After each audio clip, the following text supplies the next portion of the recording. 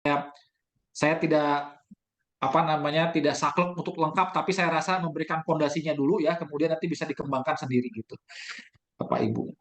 Nah, baik, untuk menghemat waktu ya, saya akan mulai saja share screen materi kuliahnya. Baik. Sebentar ya, Bapak Ibu ini.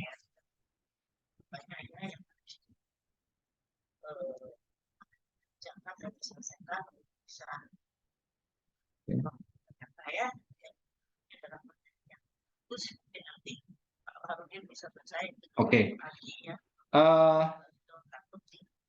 Jadi untuk sesi pagi ini ya, sesinya adalah sesi yang pertama adalah sesi pendahuluan dulu ya. Nanti baru siang itu adalah untuk spektroskopi UV. Jadi saya akan berikan pelan-pelan ya Bapak Ibu, dan saya langsung hal-hal yang intinya dan praktis gitu ya. Jadi nanti kalau jadi kuliah di S2 di kimia mungkin itu kita akan lebih bahas lagi ya, lebih dalam lagi. Nah, sekarang ya, kita bisa melihat sekarang pilar dari ilmu material itu, selain kita bisa mencipta suatu material ya, bisa material organik ataupun anorganik, kita bisa menerjemahkan material tadi ya.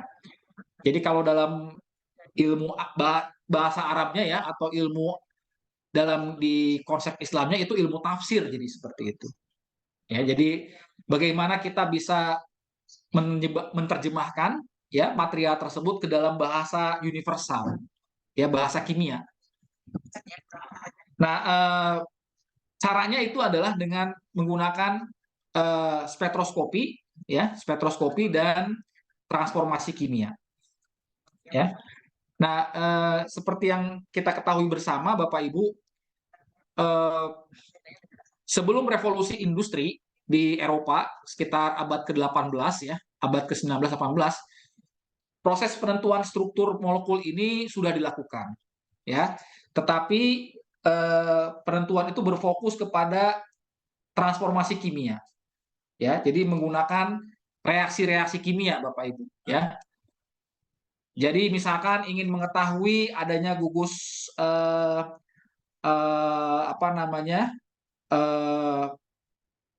ada gugus OH ya yang berdampingan ya, itu bisa saja dioksidasi ya dengan menggunakan sodium periodat ya. Nanti ya peneliti akan menemukan produk aldehid ya, seperti itu ya, aldehid seperti itu ya. Jadi akan bisa menemukan produk aldehid. Jadi nah, cara-cara seperti ini itu dilakukan, tetapi kelemahannya adalah sudah pasti harus menyediakan material yang agak banyak dibandingkan dengan cara spektroskopi ya. Jadi material yang dipakai itu jumlahnya relatif banyak, besar ya.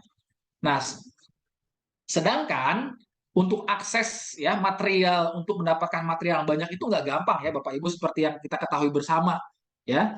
Misalkan kita ingin mendapatkan material-material dari alam ya, sumber daya alam, bisa sumber daya alam dari hutan, forest, ataupun dari laut gitu ya. Dan uh, jumlah material murni ya yang kita akan perlukan itu tidak selalu bisa banyak ya. Jadi inilah yang mengapa teknologi spektroskopi itu lebih cenderung disukai ya, karena bisa melakukan proses penetapan struktur itu dengan jumlah yang sedikit ya, atau efisien gitu. Tetapi spektroskopi punya kekurangan ya, ada namanya dark matter atau blind spot-nya yang tidak bisa dihandle oleh spektroskopi Bapak Ibu. Jadi perlu digunakan proses reaksi kimia atau transformasi kimia ya. Nah, jadi di sini penentuan struktur molekul atau elusidasi struktur itu berbasiskan cara-cara spektroskopi dan transformasi kimia. Nah, Bapak Ibu mungkin sudah familiar dengan apa itu spektroskopi ya. Jadi spektroskopi itu konsepnya adalah interaksi ya, interaksi antara material ya dengan gelombang elektromagnetik Ya, itu secara umum ya kita sudah pelajari. Cuman gelombang elektromagnetik itu kan banyak ya spektrumnya, ada segmennya, segmen sinar UV, ya, ada sinar IR, ada uh, sinar X, ya, dan seterusnya, ya, seperti itu. Itu jadi kita sudah ketahui dalam dalam konsep ilmu fisika, ya, atau fisika modern, ya. Jadi gelombang elektromagnetik itu terdiri beberapa segmen, ya, seperti itu. Nah, material tadi berinteraksi, ya, material tadi berinteraksi dengan segmen tertentu, ya, misalkan dengan segmen frekuensi radio, ya, maka ketika berinteraksi itu ada fenomena fisikanya, ya. Mungkin Bapak Ibu lebih paham ya fenomena fisikanya. Mungkin ketika suatu material diiradiasi dengan panjang gelombang elektromagnetik untuk frekuensi radio, maka apa yang terjadi? Maka spin-spin yang ada dalam material tadi akan mengalami apa yang disebut dengan eksitasi, atau bahasa spesifiknya itu resonansi. Kemudian akan kembali lagi ke keadaan dasar, ya, emisi, atau bahasa spesifiknya adalah relaksasi, ya, seperti itu. Nah, fenomena fisik ini tergantung dari apa namanya segmen gelombang elektromagnetik yang digunakan, ya. Misalkan sinar UV itu hanya bisa, ya, sinar UV itu hanya bisa membuat, ya, elektron terluar itu mengalami transisi elektronik, ya, dan tidak mampu menyebabkan elektron tadi mengalami vibrasi, ya. Jadi makanya itu bagusnya punya gelombang elektromagnetik yang ternyata itu ada segmen-segmen energi tertentu. Nah, dengan adanya fenomena-fenomena tadi, ya, fenomena fisik tadi itu diterjemahkan ke dalam bahasa kimia, ya. Umumnya itu ke dalam bahasa spektrum, ya. Jadi ketika ada interaksi tadi itu akan dirubah ke dalam bahasa spektrum, Bapak Ibu, ya. Dan kita itu akan mendapatkan data spektrum tadi, ya. Misalkan ada spektrum NMR proton, ada spektrum NMR karbon 13, ya. Kemudian dan seterusnya, ya. Ada spektrum UV, ada spektrum IR, ya, dan seterusnya. Ada sinar X dan seterusnya. Nah, sekarang kita punya data di hadapan kita sendiri, di atas meja kita sendiri itu kita punya data, ada spektrum. Nah, bagaimana kita menerjemahkannya? Ini berdasarkan hukum-hukum dalam ilmu kimia, Bapak Ibu, ya, dalam hukum-hukum ilmu kimia. Nah, seperti yang saya sampaikan tadi, ada segmen energi, ya, segmen energi tadi ada spektroskopi NMR, ya, sesuai dengan namanya adalah spektroskopi resonansi magnet inti, ya. Jadi ada proses resonans, ya, resonansi eksitasi spinnya yang tereksitasi, ya. Dan itu informasi kimia yang bisa diperoleh dari spektrum NMR itu adalah kerangka karbon dan hidrogen, ya. Mungkin pertanyaannya, kenapa harus kerangka karbon, hidrogen? Boleh nggak kerangka fosfor? Boleh nggak kerangka silikon? Boleh nggak kerangka fluor? Boleh, ya. Tetapi yang saya umumkan, yang saya sampaikan ini adalah sesuatu yang banyak terdapat di alam, ya. Abundannya itu karbon itu banyak terdapat di alam, ya. Bisa dia terikat bebas, bisa dia bebas, ataupun terikat dengan unsur-unsur yang lain, misalkan unsur logam, ya, seperti itu. Kemudian hidrogen juga, ya, itu berlimpah. Jadi kebanyakan spektroskopi NMR ini bisa, ya, umumnya adalah untuk kerangka karbon dan hidrogen. Kalau ditanya untuk fosfor bisa nggak? Bisa, saya jawab bisa, ya. Untuk silikon bisa nggak? Bisa. Ya, persyaratannya apa, Pak? Persyaratannya adalah jumlah jumlah spinnya itu tidak sama dengan 0. Jadi kalau dalam tabel berkala itu kan banyak, Bapak Ibu, atom-atom, kan unsur-unsur itu banyak, ya. Nah, unsur-unsur tadi punya properti, ya kan? Misalkan properti nomor atom, ya, ada properti nomor massa, ya, ada propertinya macam-macam. Dan salah satu propertinya itu adalah I, jumlah spinnya, ya. Ada properti jumlah spin. Itu properti yang melekat kepada si unsur-unsur tadi. Nah, unsur yang aktif dalam NMR itu adalah unsur yang mempunyai properti I-nya itu tidak sama dengan 0, ya. Nah, bagaimana kita tahu itu secara umum? Ya, I-nya tidak sama dengan 0. Ya, bisa dilihat dari cirinya adalah nomor massa dan nomor atomnya kalau dia genap, bilangan genap, itu I-nya sama dengan 0. Kalau nomor massa atau nomor atomnya I-nya tidak sama ganjil salah satunya, itu maka I tidak sama dengan 0 dan itu aktif NMR dan itu bisa diukur NMR, ya. Jadi dalam hal ini konsepnya itu bisa bisa mendapatkan ya kerangka karbon dan hidrogen, ya, baik secara 2 dimensi maupun 3 dimensi. Kemudian ada lagi spektrometri massa, Bapak Ibu, ya. Spektrometri massa itu yang disebut dengan massa berarti kita akan mengukur bobot, ya. Mengukur bobot.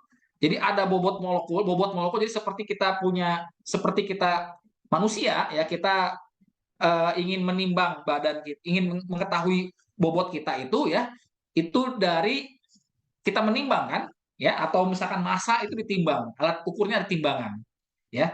Tapi pertanyaannya bagaimana kita bisa menimbang suatu senyawa atau molekul, ya? Itu pakai alatnya yang disebut dengan spektrometri massa. Nah, apa informasi kimia yang diperoleh dari spektrometri massa? Ya, jadi informasi yang diperoleh itu adalah yang pertama tentu saja bobot molekul, yang kedua adalah formulanya, rumus molekulnya.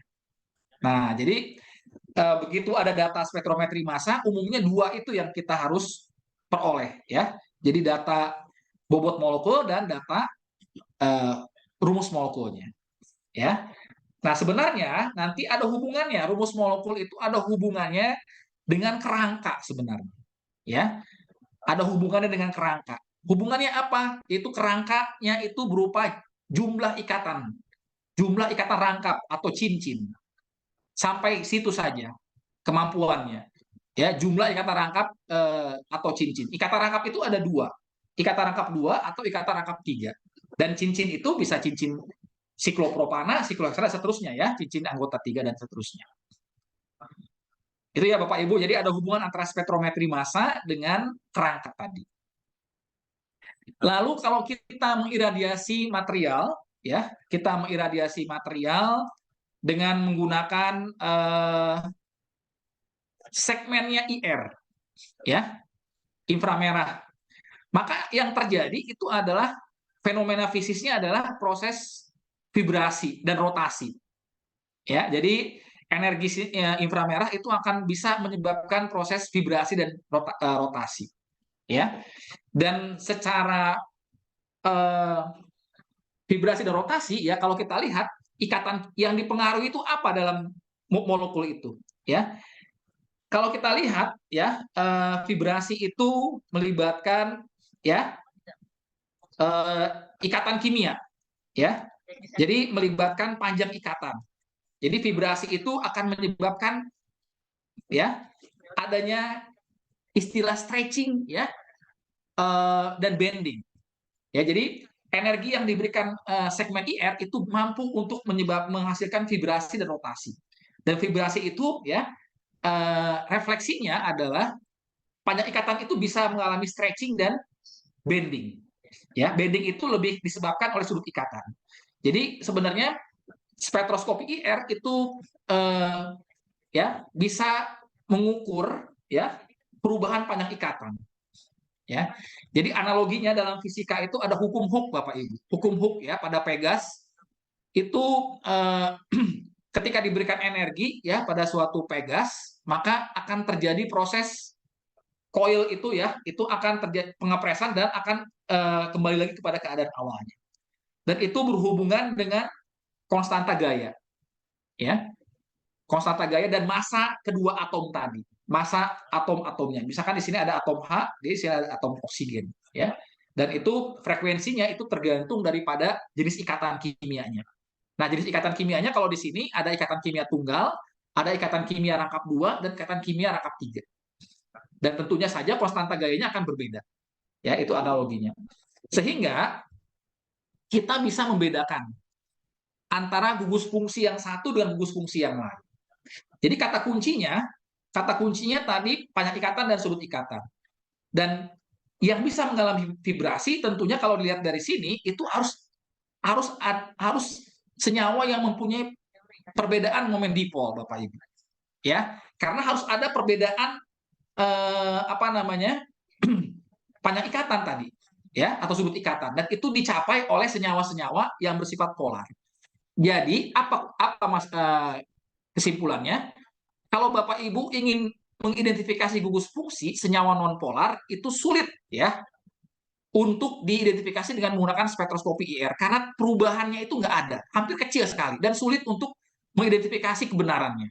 Ya, jadi oleh karena itu kita apa namanya bisa mengidentifikasi ya spektroskopi IR itu untuk gugus fungsi ya, gugus fungsi di sini gugus fungsi yang kalau bicara gugus fungsi itu yang umumnya adalah yang polar ya, yang relatif polar ya seperti itu.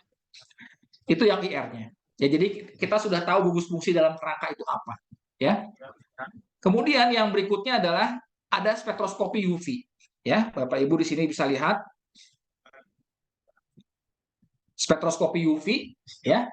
Dari namanya kita bisa melihat ada interaksi material dengan gelombang elektromagnetik, segmennya segmen UV, ya. Segmen UV.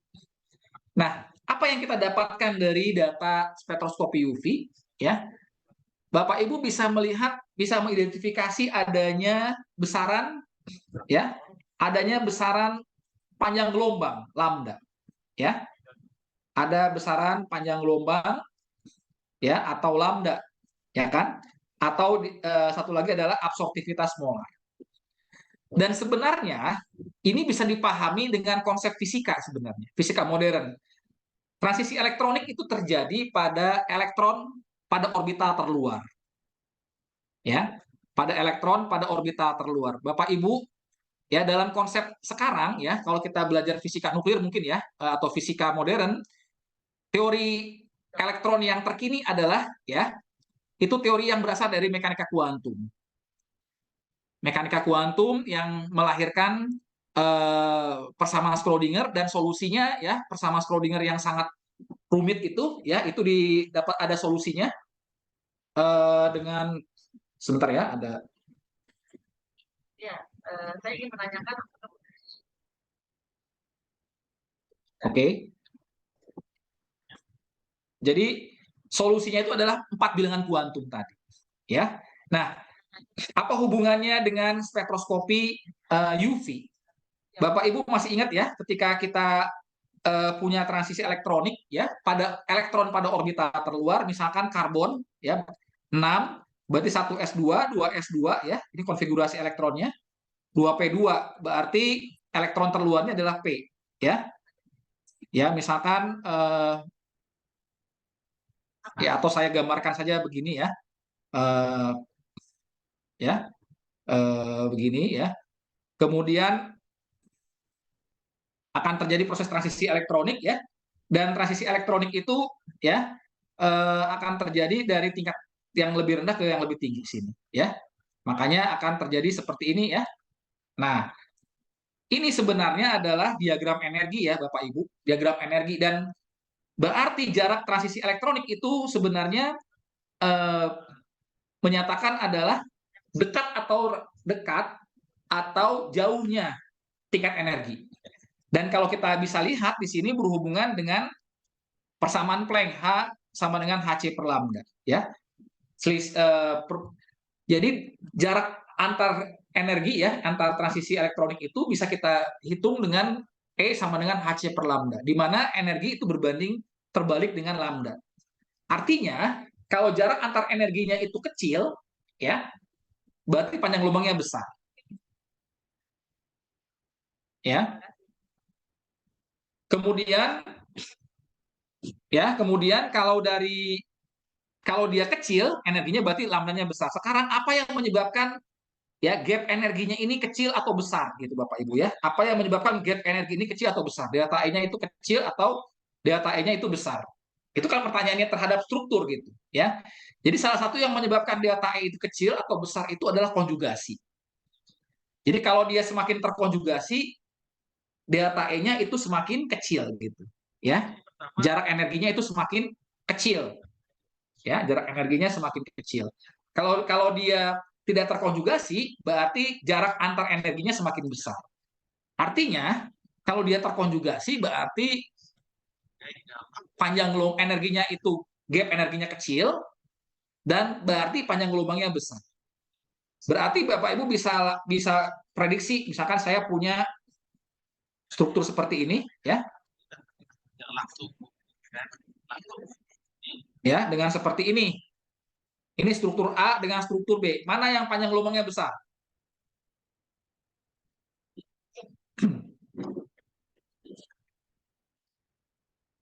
Mana yang panjang gelombangnya besar, Bapak Ibu, kira-kira? Yang A atau yang B?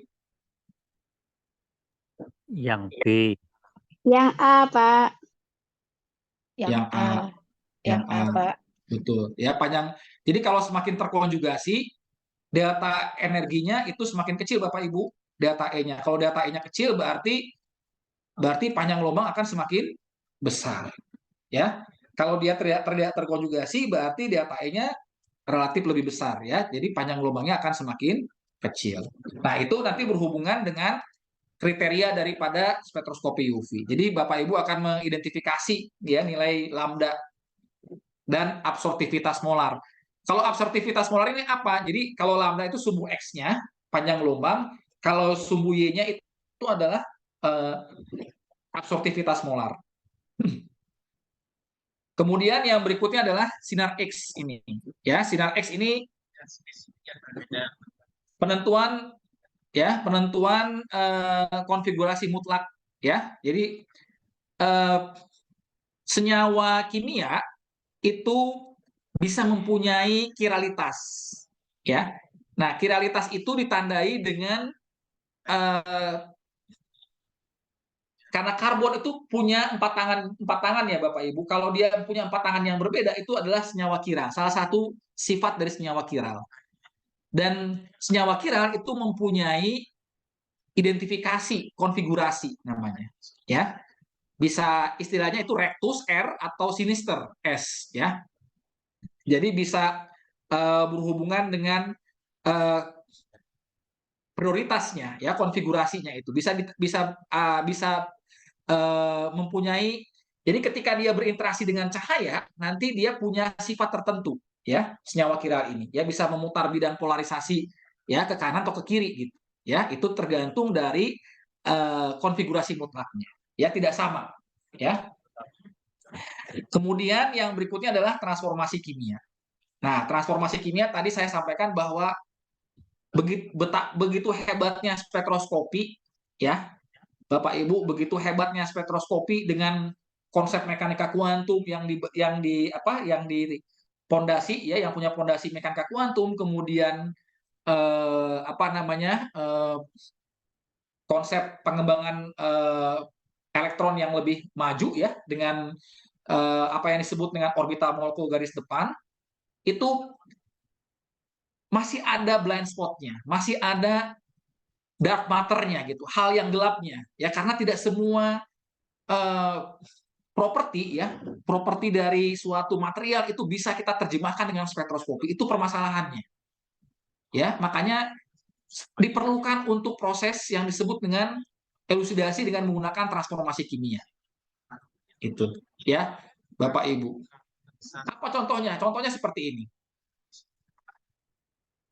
Mahasiswa itu cenderung untuk percaya kepada data IR, ya. Oke, saya punya asam karboksilat, ya. Oke, asam karboksilat itu ada pita di daerah 1.700 karena karbonil, dan ada pita di daerah 3.300, ya, karena ada gugus OH. Nah, ketika melakukan eksperimen, ya, ada kemungkinan uap air itu akan masuk ke dalam material kita. Uap air H2O. Dan H2O celakanya, H2O itu mempunyai pita yang sama dengan karboksilat sekitar 3.300 gitu. Nah, sekarang bagaimana Bapak Ibu bisa yakin pita 3.300 itu berasal hanya dari karboksilat saja? Padahal material kita itu, ya, belum tentu ada karboksilatnya, ya. Nah, oleh karena itu kita perlu lakukan proses pengujian ya, konfirmasi, misalkan direaksikan asam karboksilat itu kita bisa reaksikan dengan misalkan dengan logam ya, menghasilkan gas H2 ya, contohnya seperti itu. Jadi ada reaksi kimia yang membuktikan bahwa dia menghasilkan suatu produk tertentu ya, yang memang sudah diketahui reaksi kimia tadi. Nah, itulah yang saya sampaikan seperti itu, atau ada yang sama sekali yang tidak bisa ditetapkan oleh spektroskopi ya, tidak bisa ditetapkan oleh spektroskopi karena nature-nya atau sifat alamiahnya yang tumpang tindih dengan pita yang lain. Akibatnya menjadi ragu kita. Ya, misalkan ada fosfat ya.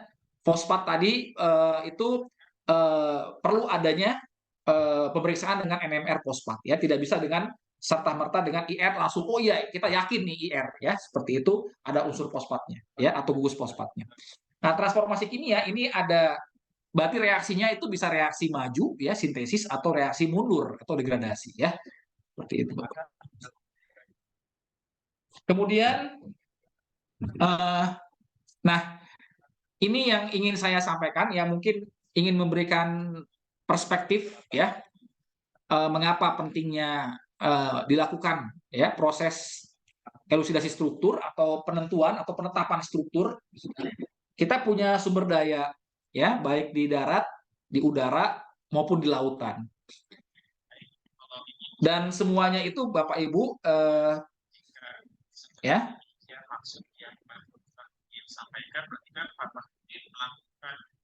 Dan itu ya, itu kita nggak akan tahu misalkan seonggok material, misalkan daun Bapak Ibu. Ini apa daun ini? Ya. Jadi harus dirubah ke dalam bahasa yang universal. Bahasa universal itu berarti bahasa yang dipakai oleh semua orang di dunia. Bahasa Inggris, Pak, bukan. Ya. Bahasa Indonesia bukan, bahasa Sunda bukan, ya. Jadi bahasa yang disepakati yaitu bahasa kimia. Nah, berarti kita harus melakukan proses penterjemahan, ya, penterjemahan dari semua material yang menjadi objek yang observasi kita itu menjadi bahasa kimia. Nah, prosesnya ini itu mengikuti hukum-hukum di kimia, ya, dan hukum-hukum fisika, Bapak Ibu, ya. Nah, makanya di sini Bapak Ibu perlu ya ingat lagi tentang teori atom modern, ya, mekanika kuantum tadi, ya. Ada mekanika kuantum itu diperlukan pemahamannya untuk kita memahami proses transisi, ya, proses eksitasi atau dan emisi yang terjadi, ya. Kemudian, nah, kita lebih spesifiknya lagi kita harus tahu apa yang disebut dengan orbital molekul garis depan. Jadi elektron yang mengalami proses interaksi tadi itu elektron bukan elektron yang di dalam, tapi elektron yang berada pada orbital terluar, ya, atau yang disebut dengan FMO, frontier molecular orbital. Kemudian Bapak Ibu juga mengetahui efek elektronik, ya, efek sterik, sudut ikatan, panjang ikatan, hibridisasi, ya, efek hiperkonjugasi dan seterusnya. Dan itu dipelajari di dalam ranah kimia, ilmu kimia. Ya, untuk kita dalam rangka kita menerjemahkan tadi seonggok material tadi apa sih isinya gitu. Ya, isinya apa? Ya, jadi kita harus menguasai hukum-hukum kimia. Kemudian yang berikutnya kita juga harus paham mengenai hukum fisika atau fenomena fisika. Ya, kalau kita nggak paham, kita nggak ngerti di mana terjadinya interaksi tadi. Umpamanya kita harus tahu gelombang elektromagnetik itu seperti apa. Gelombang elektromagnetik itu ada dua bagian, Bapak Ibu. Ya, ada bagian transversal, ada bagian longitudinal. Kemudian medan listrik, ya, kemudian medan magnet, ya, fisika klasik, ya. Kemudian teori Planck tadi yang terkait dengan hubungan antara energi dengan panjang gelombang. Momentum sudut, ya, gravitasi, spin, hukum Hooke, hukum Bragg, ya, persamaan laba dan seterusnya. Jadi itu hukum-hukum fisika yang membantu kita untuk memahami ini material apa, ya, digabung dengan hukum kimia nanti akan menghasilkan bahasa universal tadi, ya. Nah, bahasa kita bisa menggambarkan bahasa molekul kimianya itu. Nah, di dalam kimia, dalam struktur molekul itu ada struktur namanya struktur planar, ya, dua dimensi. dan struktur 3 dimensi atau stereokimianya. Nah, jadi sebenarnya yang nyatanya itu adalah struktur stereonya, stereokimianya itu. Ya. Dan barulah kita bisa mengetahui manfaatnya. Oh, ya. Misalkan daun kelor itu bisa meningkatkan produksi air susu gitu. Nah, ternyata daun kelor tadi mengandung senyawa aktif ya dengan struktur planar tertentu dan struktur ruangnya tertentu dan berinteraksi secara fisiologis di dalam tubuh kita itu spesifik gitu dengan enzim atau protein tertentu. Kita tahu Bapak Ibu protein atau enzim itu adalah kiral ya. Jadi senyawa kiral itu akan berinteraksi dengan senyawa kiral umumnya ya. Seperti itu. Nah, ini adalah baru kita akan mengerti kenapa fungsi ya itu ada di dalam material yang kita telaah ya, baik material organik maupun material anorganik. Ya, demikian ya Bapak Ibu. Oke. Oke, sampai sini ada yang ingin ditanyakan dulu terkait dengan pemahaman tentang penentuan struktur? Sebelumnya sudah pernah Bapak Ibu ya menggunakan spektroskopi? Pernah, Pak. Pernah ya? Jadi udah familiar ya seperti itu. Apa spektroskopinya, Bu? Belum Alatnya? familiar sih, Pak, dulu waktu kuliah UV vis, Pak. Oh, UV vis ya. Oke. Iya. Apalagi yang lainnya? Ada lagi yang lain? Umpamanya spektroskopi yang lainnya Bapak Ibu? Yang lainnya apalagi? Adakah Spektroskopi yang tapi lainnya? berhubungan dengan radioaktif, Pak. Iya, Spektroskopi. radioaktif juga bisa. Iya. Apa itu, Pak? Spektroskopi nuklir, Pak. Oke, ya. Ya, itu spektroskopi itu luas sekali memang ya. Jadi Bapak Ibu tergantung dari fungsinya nanti apa yang ingin kita dapatkan ya informasinya ya seperti itu. Jadi ada yang berhubungan dengan apa namanya nuklida ya inti-inti nuklir ya seperti itu. Jadi itu nanti ada fungsi-fungsi tersendiri ya. Tetapi konsepnya adalah interaksi antara material dengan gelombang elektromagnetik tadi. Nah, kalau kita ya sudah bisa memadukan tadi ya, kita memahami data. Jadi sebenarnya perkaranya adalah bagaimana kita menerjemahkan data ya, data spektroskopi ke dalam bahasa kimia itu aja sih sebenarnya ya. Karena kita nggak punya kekuatan mata ya, kekuatan supranatural untuk mengetahui oh ini ya di dalam daun itu ada klorofil, ada senyawa apa kita nggak bisa tahu kan. Jadi yang tahu itu pakai alat gitu. Ya alatnya nanti di apa namanya eh, dilakukan proses-proses ya yang berhubungan dengan fenomena fisika ya, kemudian dengan kimia dan lalu kita terjemahkan seperti itu.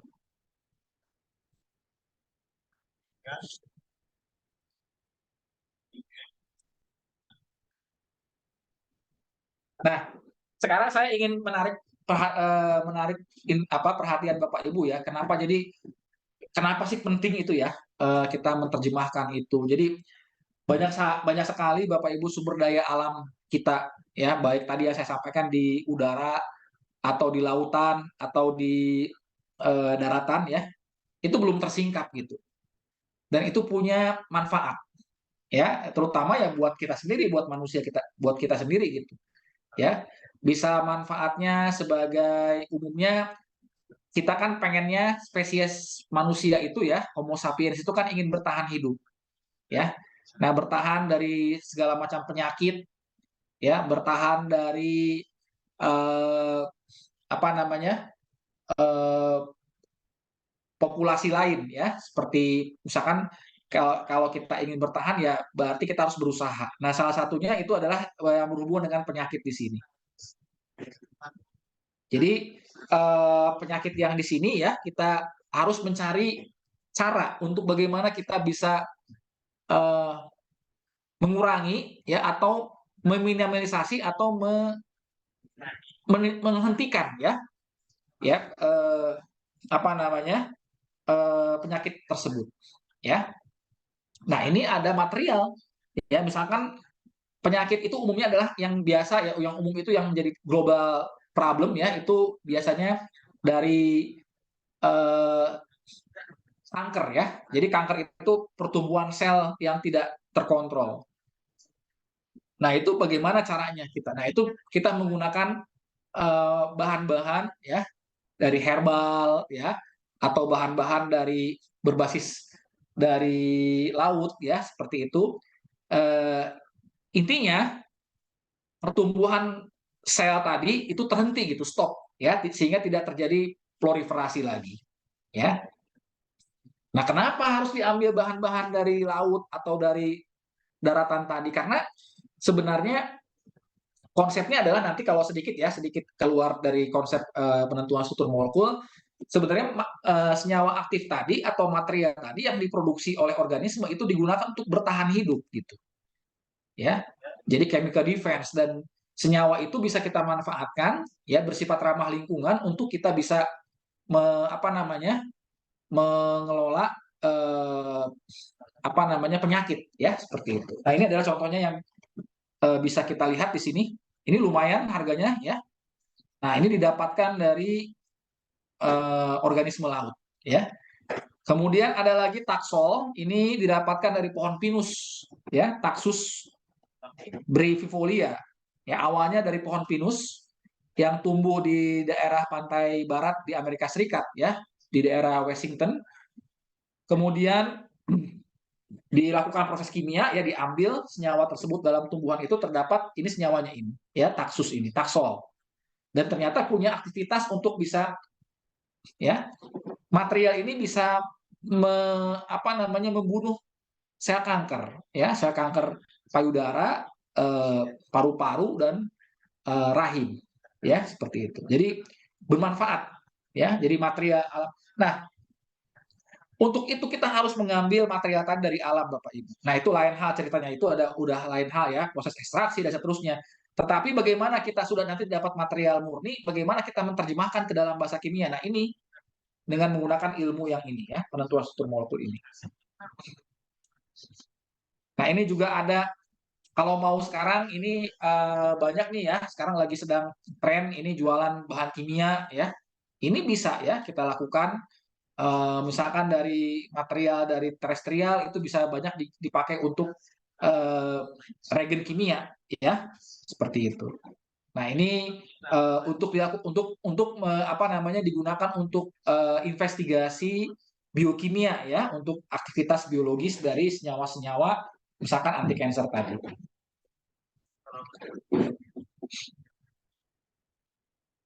Nah, ini saya mau sedikit ya, ada entrepreneurship-nya biar Bapak Ibu juga menarik. Ini ada molekul yang namanya ciguatoksin. Molekul ini berasal dari laut ya. Dan harganya ciguatoksin ini 1 mikrogram itu 3.000 US dollar. Dan saya cek itu kalau di Google itu 1 US dollar itu sekitar 15.000 ya. Ini Januari tanggal 14 saya cek ini. Jadi kalau 3.000 itu 45 juta buat 1 mikrogram. 1 mikrogram, kalau 1 miligram berapa Bapak Ibu kurang lebih? Ya, bisa dihitung lah ya. Gitu. Jadi ini menunjukkan bahwa apa ya? Nah, tapi supaya bisa bernilai ekonomis, Bapak Ibu, ini haruslah kita tahu dulu ya strukturnya. Kalau onggokan material gimana mau ini ya, gimana kita bisa tertarik gitu ya untuk membelinya ya, karena nggak tahu apa ini ya, materialnya apa gitu ya. Jadi kalau tahu strukturnya itu harganya sangat tinggi sekali ya. Nah, ini harganya sekitar 45 juta ya, hampir 46 juta ya, 1 mikrogram. Berarti kalau 1000 ya, kalau 1000 miligram 1000 mikrogram ya, 1000 mikrogram itu adalah berarti dikali 1000 lagi ya, seperti itu Bapak Ibu. Sebentar ya, saya mau uji dulu ya. Ya, Pak. Oh, Ya. mangga Pak, mangga. Maaf ya. Mangga Kita Pak. ini mau dimatiin dulu apa enggak, Pak? Nggak usah. Boleh dimakan dulu. Ya, Oh, boleh. enggak. Oke, siap. di tanah kita macam-macam ya karakteristiknya ya. Ya jadi eh, yang apa namanya yang ada rasio ya, ada rasio jumlah silikonnya ya, kemudian juga dengan jumlah karbonnya, kemudian juga apa ukurannya gitu. Nah itu eh, ya kalau kita mau menggunakan sumber daya alam hayati berarti kan disesuaikan dengan lokasi yang kita punyai. Tetapi secara ideal berarti kita ingin menjerap kation ya terutama kation yang banyak gitu ya Bapak Ibu. Ya, misalkan dalam pembersihan air gitu ya. Itu berarti kita menggunakan zeolit yang punya punya kemampuan itu kapasitasnya besar. Itu kan dari segi bisnis itu berarti besar. Nah, berarti yang pertama yang berarti propertinya harus punya luas permukaan yang besar. Nah, luas permukaan yang besar ini kan bisa kita buat sebenarnya. Ya kan? Bisa kita buat. Tapi kalau komposisi silikon sama komposisi atom-atomnya itu berbeda tergantung geografis yang tergantung daripada daerahnya masing-masing Bapak Ibu. Gitu. Nah, komposisi itu menyebabkan struktur tiga dimensinya, ukuran struktur tiga dimensinya beda-beda gitu. Ya, ada sedikit perbedaan ukuran porinya menjadi berapa angstrom lebih besar gitu karena perbedaan komposisi daripada si properti unsurnya masing-masing.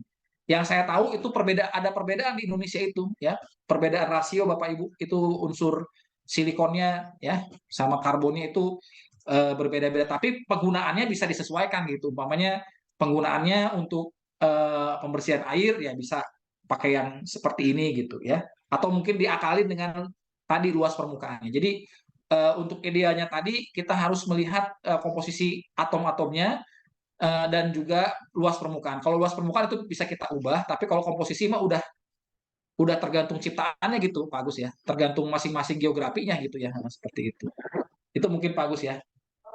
Oke, makasih Pak. Ya kebetulan sih di gedung 20 TM ada, SEM Iya, ada, SRM iya. lengkap Pak kebetulan. Oh iya mantap itu Pak mantap itu bisa jadi jadi kajian material Indonesia itu bisa lebih lebih konkret lagi.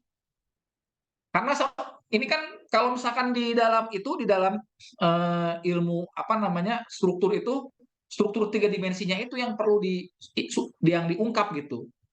Dan itu yang saya dengar itu ada alat yang namanya TEM itu transmission electron microscope itu. Nah TEM itu bisa langsung kelihatan tangannya bagus, tangan ikatan kimianya itu kelihatan gitu. Benzena tuh segi 6 kelihatan gitu. Coba aja di YouTube gitu bisa lihat. Jadi kelihatan segi 6, oh ini benzena bener ini gitu. Oh ini udah jadi grafen gitu, udah jadi grafen gitu. Nah itu pakai TEM. Ya tapi memang kalau TEM itu biasanya material-material yang misalkan sudah bersifat polimer gitu, Pak Agus. Ya, polimer. Tapi kalau yang kayak senyawa tunggal gitu, nah itu agak perlu resolusi yang tinggi sebenarnya. Ya, itu biasanya pakai X-ray, ada kristalografi sinar X gitu. Seperti itu. Jadi yang tadi saya sampaikan material-material di Indonesia itu berlimpah. Nah, itu sekarang kan masalahnya itu bagaimana kita eh, bisa tahu bahasa kimianya apa gitu kan. Itu yang jadi problemnya itu kayak gitu kan, problemnya. Terus kemudian bagaimana kita bisa menerjemahkan itu. Jadi, nah sekarang yang paling umum tadi ya selain biomaterial tadi ya juga ada yang eh, terkait dengan SDG sumber daya alam hayati ya, misalkan dari tumbuhan atau dari eh, organisme laut ya yang bisa dimanfaatkan untuk peningkatan ekonomi ya, ekonomi green ekonomi atau blue ekonomi ini. Nah itu supaya ada nilai tambah eh, kita mesti menerjemahkan data itu gitu. Nah, jadi kalau dilihat itu nggak habis-habisnya Bapak Ibu ya, sumber daya alam hayatinya tuh banyak gitu, luar biasa banyaknya di Indonesia. Ya, tapi kita harusnya diimbangi dengan tadi instrumentasi yang memadai gitu. Ini kantornya Bapak Ibu semua di Batam itu ya? Pasar Jumat bukan? Serpong. Di Oh, Serpong, Pak. Serpong. Iya, semua di Serpong. Oh, semua di Serpong ya? Iya. Oh, saya ya di Serpong itu ya Bu ya ada P2K juga ya, Pusat Penelitian Kimia ya, Ada di Hmm. LIPI, ada Pak. ya. Itu di LIPI. Oh di LIPI, Ya, Ya, LIPI P2KP itu. tapi sekarang udah BRIN ya Pak ya? ya, sudah Sekarang BRIN. mah jadi BRIN, Pak. Oh BRIN sekarang udah nggak gabung. Iya, jadi BRIN Brown, brand.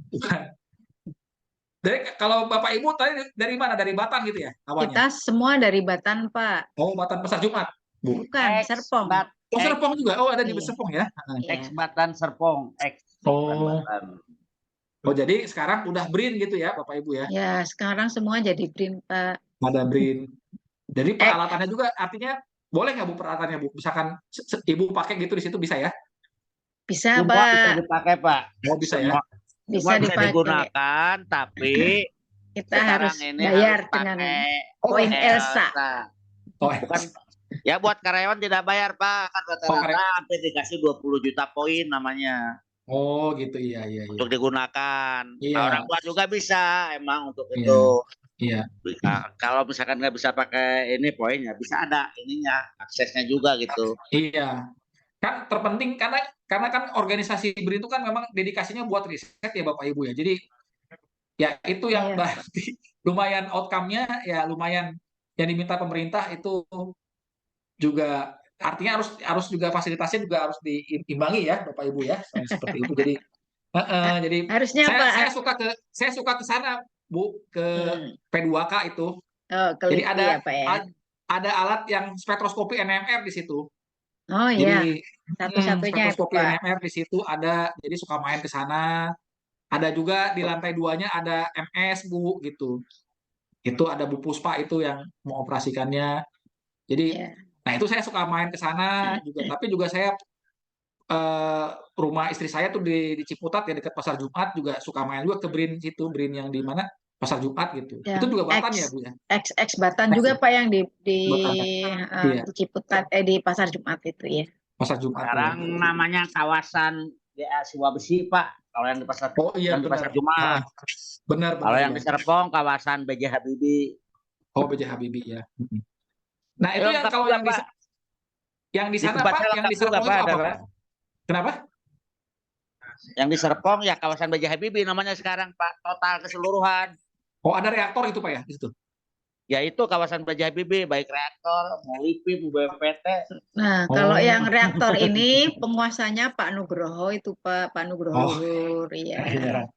Nah ini Pak Nugroho nih mungkin nanti mahasiswa nih kalau mau belajar ini bisa difasilitasi. Kita Ya, terima, Pak Nugroho. Pak. Tahun lalu sudah ada kerjasama Ada, dengan iya. IPB, Pak. Betul. Iya ada sih memang termasuk juga mahasiswa saya gitu ada belajar juga di Batan juga ini tempatnya Pak Nugroho nih sama Bapak Ibu nih semua. Jadi kalau mau kita apa namanya peralatan itu instrumentasi itu berarti terdistribusi di kedua lokasi itu ya Bapak Ibu ya?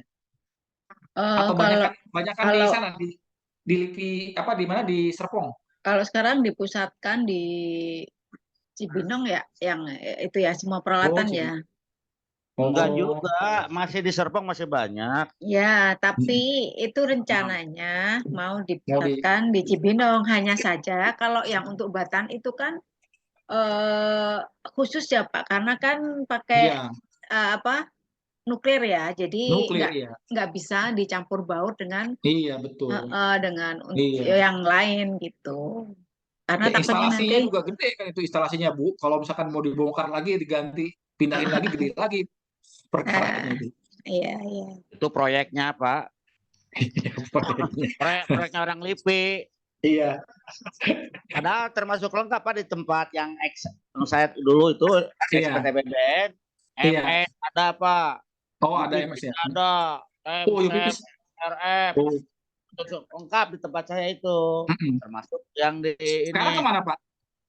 Masih. Oh masih ada. Masih ada, cuma diambil alih. Ada rencana diambil alih sama DPK kalau PLTH sampai 2024 masih lanjut. Kalau enggak, benar. Kalau enggak berubah lagi pimpinannya. Iya.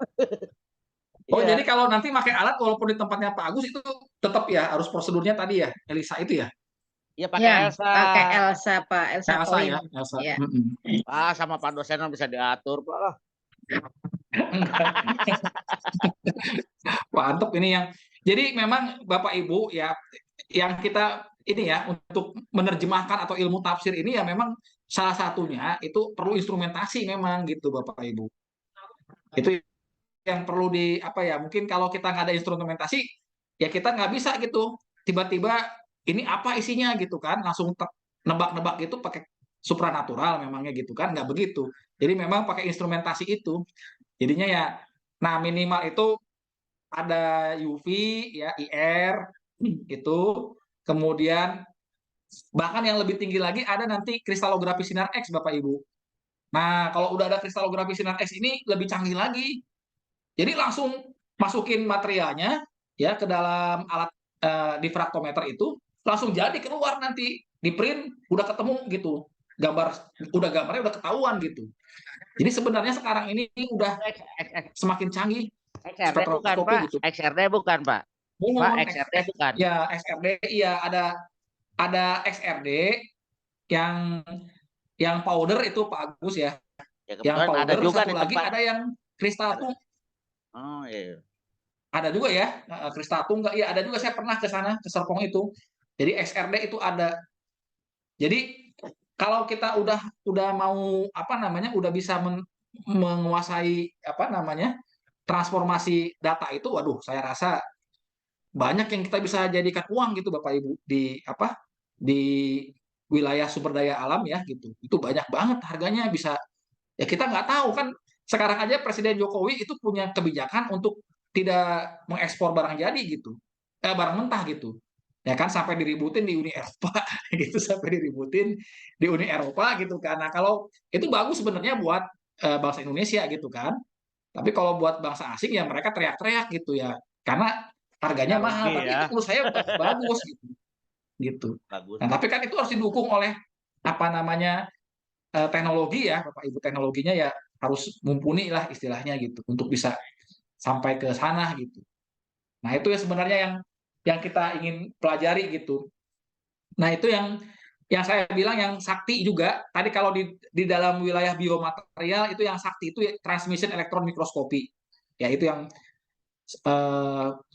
terus kalau di dalam senyawa-senyawa tunggal itu yang sakti itu sinar X Bapak Ibu.